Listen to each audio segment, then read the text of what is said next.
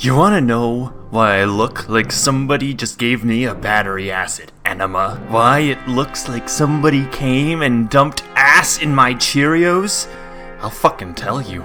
It's because of Mega Man X6. I played through it, I recorded it, and guess what I found? It fucking sucks. It's legitimately the worst game I've played for this channel so far, but that's not the real kicker. No. The real cherry on the shit sundae is that when I went to make the video for it, all of my footage was corrupt.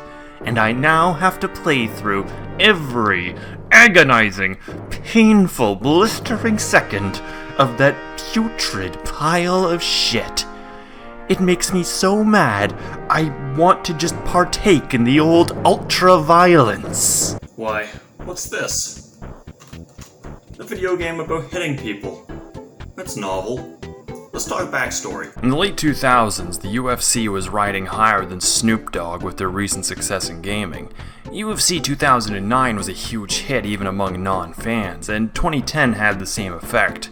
But prior to all of this, Dana White sought out America's least favorite company, Electronic Arts, to make his Choke Me Daddy simulator.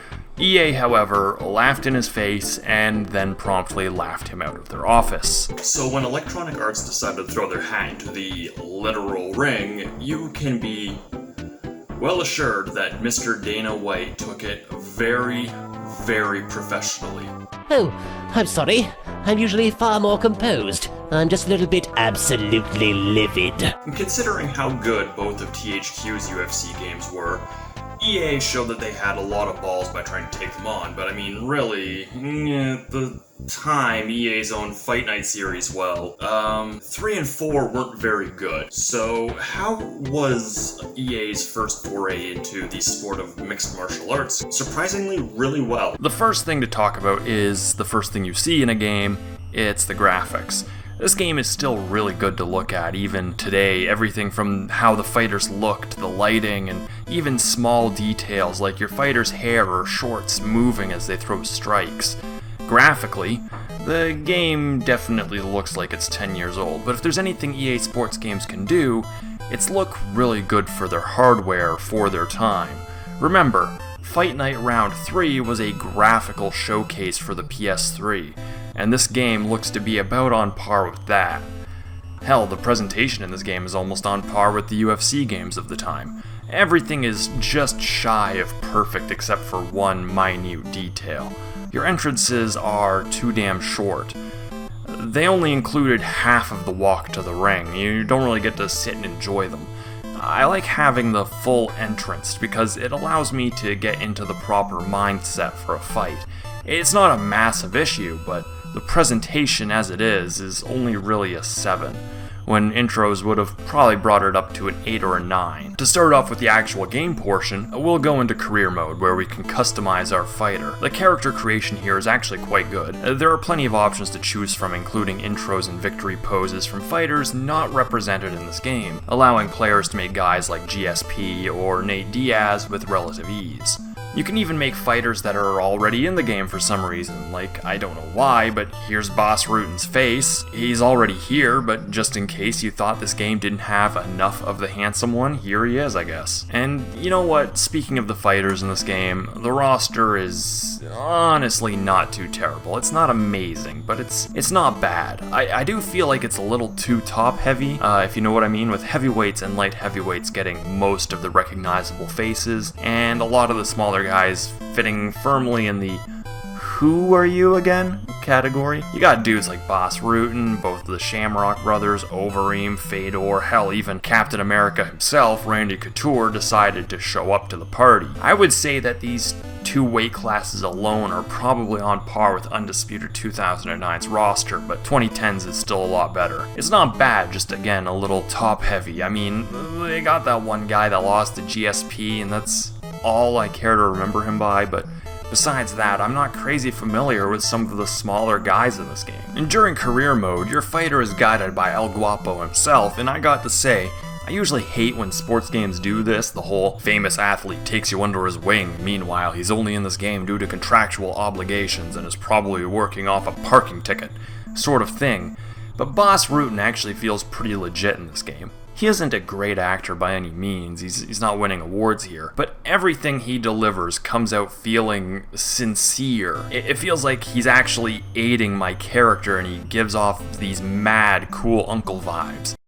Every fighter loses sometime, but it's how they come back that proves how much of a champion they really are. And really, hasn't Boss Rutan kind of always been the cool, always drunk but not wasted uncle of the MMA community? He always sounds like he's had a few beers but cut himself off a little early because he's got to drive home. I really don't want anything of this, and I go whoop, like this, and I slit your throat, and it's over and out. Everybody underestimates the kick in the groin. And look what we got here. Smack his face. And I fucking love it. He won't be winning an Oscar, but he's won my heart in a totally hetero way. Career mode is a lot like the UFC games. It's mostly spent surfing through menus and doing the occasional training minigame, either to boost your stats or learn new moves. This time around, the player earns money from their fights, which they can put towards training overseas at various gyms that all specialize in different styles and teach different moves. The thing that sets this career mode ahead of UFC's, even some of the newer ones, is just how much faster it is to get through the menus and to start actually fighting. In Undisputed 2010, it would be several minutes between fights. In EA MMA, it's 2 minutes at the most, unless you're doing the minigames, then it might be 3 or 4. For the most part, you can just simulate the exercises you've already done and get to the actual meat of the game a hell of a lot faster. It might not seem like much, but your time playing in an MMA game really shouldn't be spent mostly in menus. Pro wrestling has figured this out, and I can't seem to understand why mixed martial arts games do this. They rely solely on menus for their career mode when there are far more interesting ways to go about this sort of thing. But really, none of this is anything new. We've all seen this in past MMA games before. Where EA Sports MMA really shines is the unique control scheme, and oh boy, unique is probably the best way to describe it. You see, UFC Undisputed decided to use the right analog stick for grappling, which was interesting at the time, but EA Sports Mixed Martial Arts decides to use it for the striking, essentially saying, "Hold my Rockstar energy drink." Now again, this is not new. Fight Night did this whole thing years before. The difference is, there were only really 3 different types of strikes in Fight Night, whereas you have a lot in the sport of mixed martial arts. So the big question is, how do you map all those punches and kicks to this thing? And you don't. Punches are done with the right stick just on its own. It's fast and it feels fluid. There's even a freestyle combo system here, allowing you to link together any sequence of strikes. Kicks are done by holding down the left trigger and using the right stick as you would for punches. My only problem is that roundhouse kicks by default target the head, so if you like to go for jab body kick combos, you have to press down yet another button. Now, as complicated as that shit all sounds, and believe me, it fucking is, it's not so complicated that it can't result in some quick casual fun between you and a friend, the kind that could only be previously found on Craigslist before they got rid of the personal section. Striking is, as I said before, fast and fluid.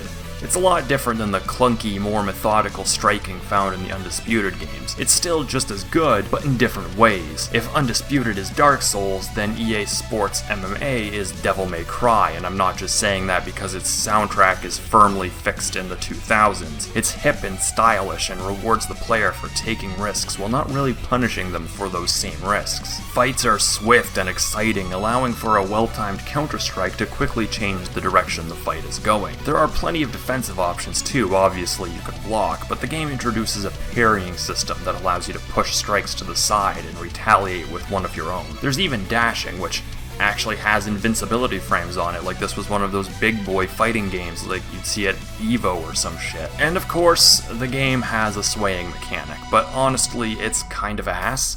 It sometimes doesn't respond, and many times where I thought I was safe, I ended up shitting my own teeth out the morning after.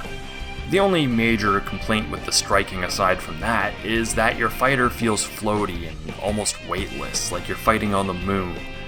It's kind of like if your character is wearing roller skates, which now makes me wonder why MMA with roller skates isn't a thing. It isn't a huge issue, and it doesn't really ruin the game, but it does feel slightly off, and this is a problem that even EA's future UFC games would suffer from. It's most noticeable when you play the Undisputed titles and then jump to this one, and it's pretty clear that this game is really going out of its way not to copy Undisputed too much, but just, here and there. But one thing this game does share with the Undisputed series is just how goddamn satisfying the knockouts are. I mean, even the TKOs fill me with the same level of joy and bloodlust as the just straight out knockouts. Like, just look at this shit. Oh, and he's pounding away, tattooing him with the... This game has fucking face stomps and soccer kicks. Like, holy shit, that's like Pride shit. EA, what the fuck happened? Why is this shit not in your newer MMA games? Like, it's right there.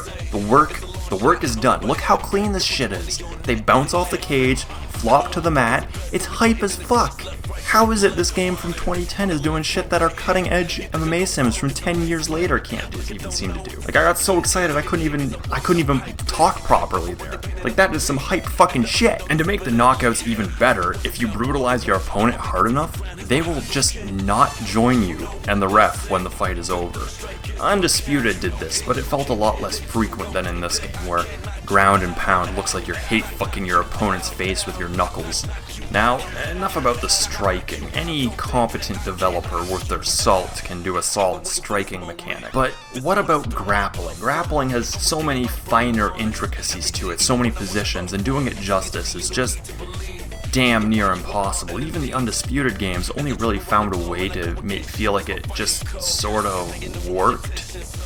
And well, sadly that's the case here too. Takedowns and clinch are done with A and Y respectively, and blocking any transition is done with B.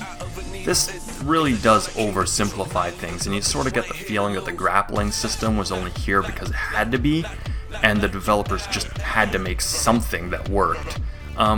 I actually kind of feel that there's not a lot of control when it comes to the grappling, because you're really only able to do a major pass or a minor pass with the A button and up on the analog stick. There's not really a lot of positions either. There's nothing seated against the cage. You can't really use the cage for escapes either.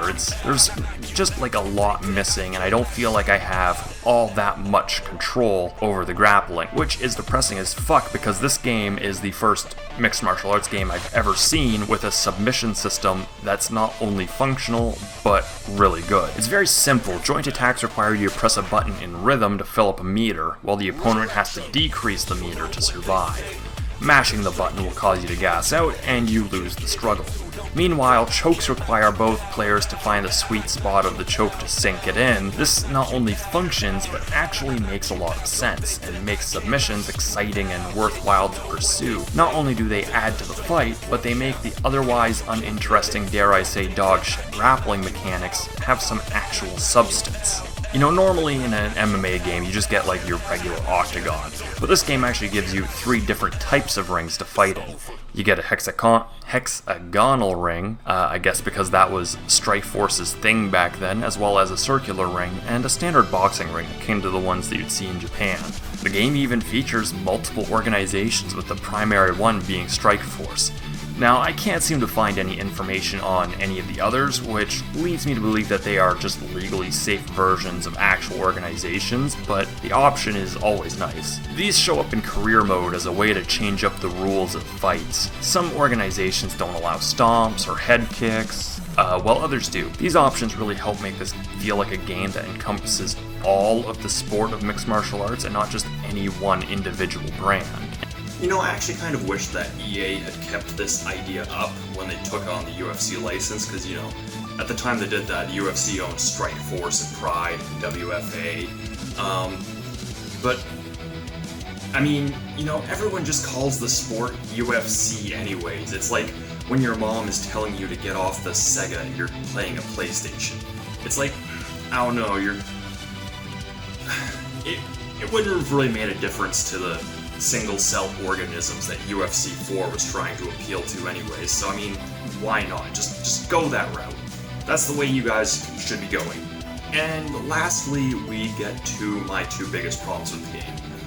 The first being the game's AI.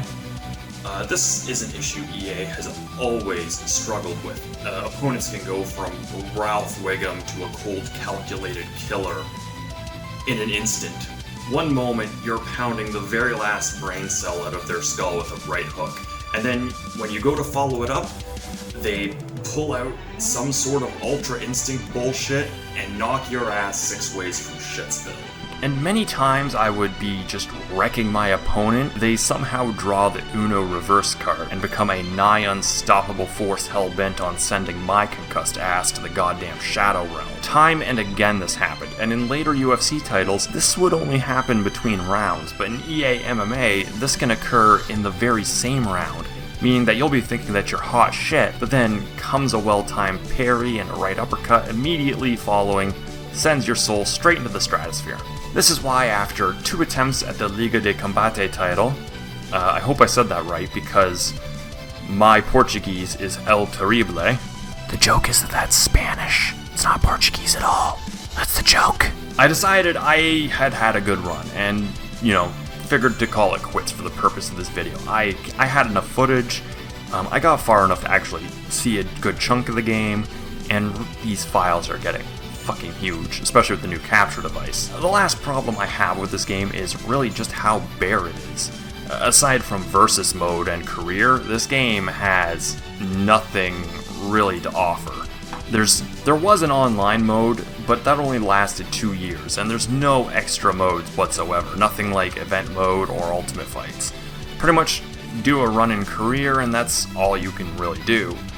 It's just kind of a shame because there was actually a very robust online component to this game, but I just never got to experience that due to EA shutting down the servers in 2012 as part of their UFC deal. Worse yet is that the online required the dreaded online pass that was going around at the time. You either had to buy the game brand new, or if you bought it used, you had to buy the pass separately for $10, I think it was, essentially just making sure that EA got their cut of the game. And so yeah, that's EA Sports MMA. It's kind of a shame that nobody bought this because of the lack of a recognizable license. I feel like there's more than enough room for 2 MMA games. I would really like a 1 championship MMA game at some point, but deep down inside, it's a rather enjoyable, solidly made fighting game with a couple of flaws. It's fast, it's frantic, fun. Shit. I ran out of F words to describe this game. I dare say it's actually pretty good and is a hell of a lot better than anything EA has shit out in a long time, at least in terms of MMA games. It's the kind of game that really could have benefited from a sequel to flesh things out and improve on some of the little flaws that irked me. But again, the lack of a UFC license made people just think it's a cheap, shallow copy. Wait, did I say I liked this? No, that can't be. I'm a guy on the internet, which means I am predisposed to hating everything I review. I don't make the rules.